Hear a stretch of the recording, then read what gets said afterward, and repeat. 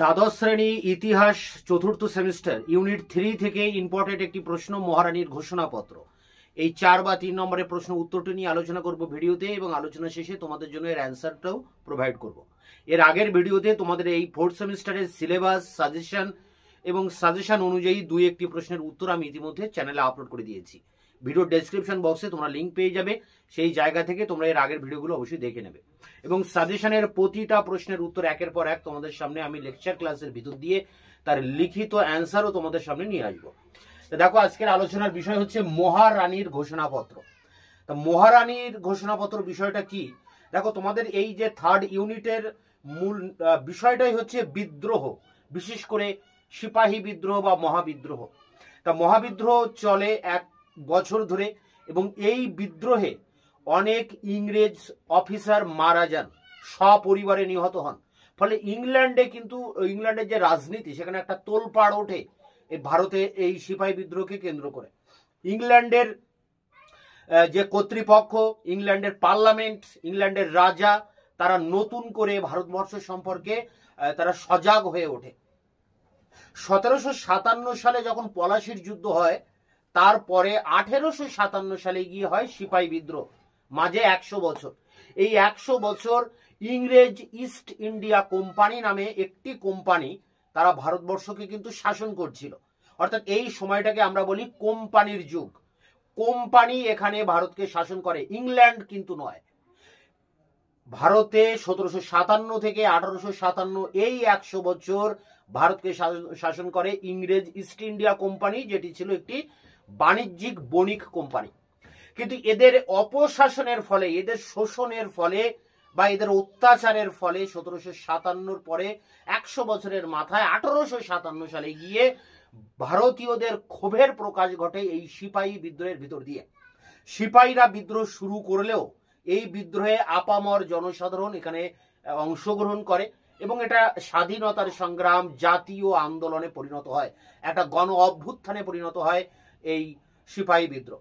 সিপাহী বিদ্রোহের ভিতর দিয়ে অনেক ইংরেজ মারা গেলে ইংল্যান্ডের রাজা, পার্লামেন্টের প্রধানমন্ত্রী, এনারা ভারত সম্পর্কে সজাগ হয়ে ওঠে, এবং তারা বুঝতে পারে, উপলব্ধি করতে পারে যে ভারতবর্ষের মতো এত বড় একটা দেশ, এই এত বড় দেশের শাসন ক্ষমতা, শাসন ভার একটা কোম্পানির হাতে রাখা কখনোই ঠিক হবে না, এবং কোম্পানির অপশাসনের বিরুদ্ধেই কিন্তু এই সিপাহী বিদ্রোহ হয়েছে। তাই কোম্পানির হাতে আর শাসন ক্ষমতা রাখা যাবে না। এই উপলব্ধিটা ইংল্যান্ডে যারা কর্তৃপক্ষ, যারা গুরুত্বপূর্ণ নেতা, তারা কিন্তু এই বিষয়টা বুঝতে পারেন, এবং তারা কোম্পানির শাসনের অবসান ঘটানোর চেষ্টা করেন।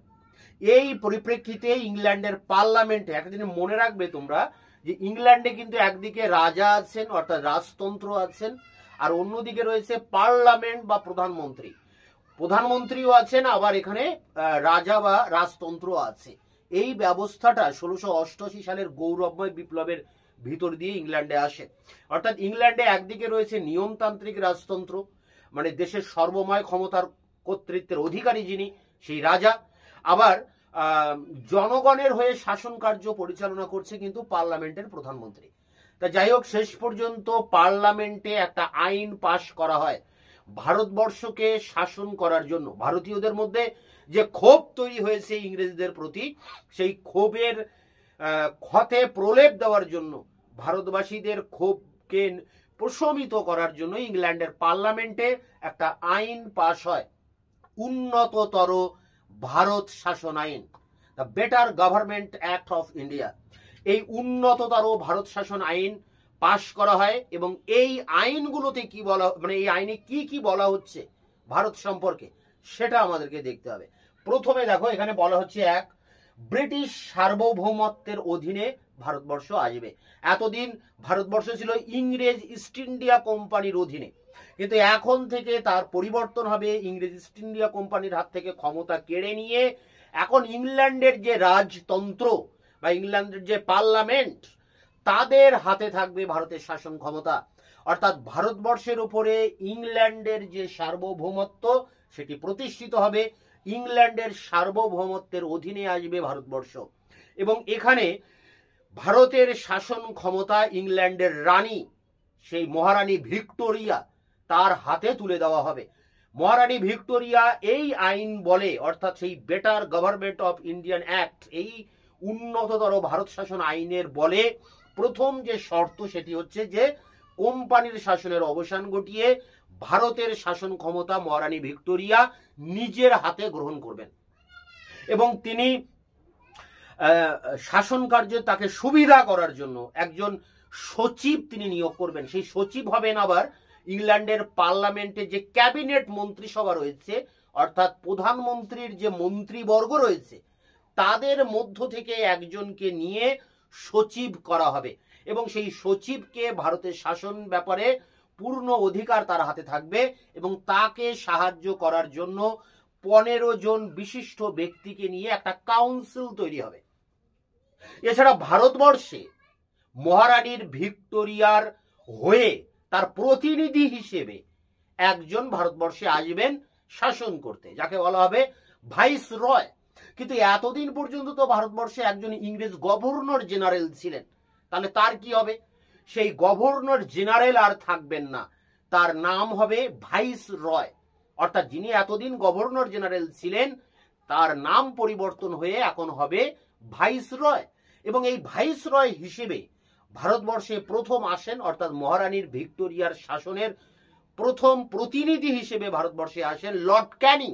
এই লর্ড ক্যানিং এলাহাবাদে একটা দরবার করেন এবং সেই দরবার করে সেই জায়গায় তিনি এই উন্নততর ভারত শাসন আইনের এই ঘোষণা তিনি জনগণের সামনে ঘোষণা করেন এবং তিনি আরো ঘোষণা করেন এই এলাহাবাদের ঘোষণায় যে এখন থেকে ভারতবর্ষের শাসন ক্ষমতা বা ভারতবর্ষের সমস্ত কর্তৃত্বের অধিকারী হবেন মহারানী ভিক্টোরিয়া।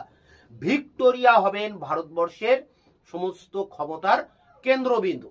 তো এই ঘোষণাটা তিনি করছেন 1858 সালের 1 নভেম্বর তারিখে এলাহাবাদের একটি দরবারে। কে করছেন? রানী ভিক্টোরিয়ার প্রতিনিধি ভাইস রয় হিসেবে লর্ড ক্যানিং।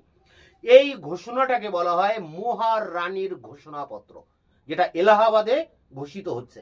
এই ঘোষণাপত্রে এই ঘোষণাগুলো করা হচ্ছে, এই 5টি গুরুত্বপূর্ণ ঘোষণা ভারতবাসীর জন্য করা হয়। প্রথম যে ঘোষণা সেটি হচ্ছে যে এখন থেকে ভারতের শাসন ক্ষমতা ইংল্যান্ডের রানী নিজের হাতে নিচ্ছেন। 2 নম্বর দেখো সত্য বিলোপ নীতি। সত্য বিলোপ নীতি ডালহৌসি চালু করেন। এর অর্থ হচ্ছে যে সমস্ত রাজারা অপুত্রক অবস্থায় মারা যাবেন, অর্থাৎ তাদের পুত্র সন্তান থাকবে না, তাহলে সেই রাজা মারা যাওয়ার পর সেই রাজ্যগুলো দখল করে নেবে ইংরেজরা। এইভাবে সাতারা, নাগপুর, ঝাঁসি, উদয়পুর বিভিন্ন রাজ্য কিন্তু ডালহৌসি দখল করে নিয়েছিলেন। বিশেষ করে অযোধ্যা আর নাগপুর তিনি যেভাবে প্রকাশ্যে লুটপাট করেছিলেন সেটা কিন্তু খুবই ঘৃণ্য একটা ঘটনা। এর ফলে ভারতবাসীর মধ্যে ক্ষোভ তৈরি হয় এবং তারা কিন্তু যার বহিঃপ্রকাশ ঘটে এই মহাবিদ্রোহের ভিতর দিয়ে। তাহলে সিপাহী বিদ্রোহ বা মহাবিদ্রোহের পিছনে একটা গুরুত্বপূর্ণ কারণ ছিল সত্য বিলোপ নীতি। রাজনৈতিক কারণ হিসেবে এই সত্য বিলোপ নীতি একটা গুরুত্বপূর্ণ কারণ ছিল।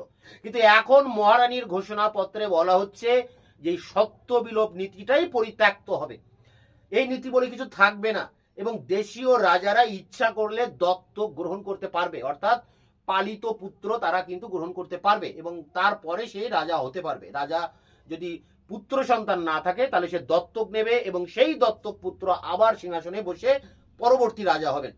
তো এই ঘোষণাও কিন্তু এখানে করা হয়েছে। এরপরে 3 নম্বর দেখো বলা হয়েছে সরকারি চাকরি। ভারতে সরকারি চাকরি পাবে এদেশে যারা শিক্ষিত, যারা যোগ্য ব্যক্তি, তারা কিন্তু সরকারি চাকরিতে অংশগ্রহণ করতে পারবে। এটা 3 নম্বরে বলা হচ্ছে। 4 নম্বরে বলা হচ্ছে দেখো দেশীয় রাজ্যে না হস্তক্ষেপ নীতি। অর্থাৎ বিভিন্ন দেশীয় রাজ্য রয়েছে ভারতবর্ষের মধ্যে, বাংলা, অযোধ্যা, হায়দ্রাবাদ, মহীশূর, বিভিন্ন জায়গায়। এই দেশীয় রাজ্যগুলির আভ্যন্তরীণ শাসনের ব্যাপারে এতদিন ইংরেজরা নাক গলিয়েছিল এবং সামান্য অজুহাত দেখিয়ে এই সমস্ত রাজ্যগুলোকে তারা গ্রাস করে নিয়েছিল। এর আগে আমরা অধীনতামূলক মিত্রতা নীতি, সত্য বিলোপ নীতিতে আমরা এগুলো দেখেছি। কিন্তু এখন মহারানীর ঘোষণাপত্রে বলা হচ্ছে যে দেশীয় রাজ্যগুলির ব্যাপারে কোনো রকম হস্তক্ষেপ আর ইংরেজরা করবেন না। খুব গুরুত্বপূর্ণ কিন্তু এই ঘোষণাটা। আর একটা ঘোষণা করছে যে ধর্মীয় সামাজিক ব্যাপারে না হস্তক্ষেপ, অর্থাৎ ইংরেজরা যে সমস্ত ধর্মীয় সংস্কার করেছিল, যে সমস্ত সামাজিক রীতিনীতির পরিবর্তন করেছিল, যেমন বিধবা বিবাহ প্রবর্তন, সতীদাহ প্রথা নিবারণ, গঙ্গাসাগরের সন্তান বিসর্জন দেওয়া বন্ধ করার জন্য আইন করে বেন্টিং, এছাড়া নর বলি দেওয়ার যে প্রথা ছিল আদিবাসী সমাজের মধ্যে, উড়িষ্যার খোন্দ জাতির মধ্যে, এগুলো বন্ধ করে দিয়েছিল ইংরেজরা। এছাড়া এদেশে রেলপথ চালু করা, টেলিগ্রাম চালু করা, টেলিফোন চালু করা, এগুলো কিন্তু আমাদের দেশের যারা গোড়া রক্ষণশীল হিন্দু তারা কিন্তু ভালো চোখে দেখেনি।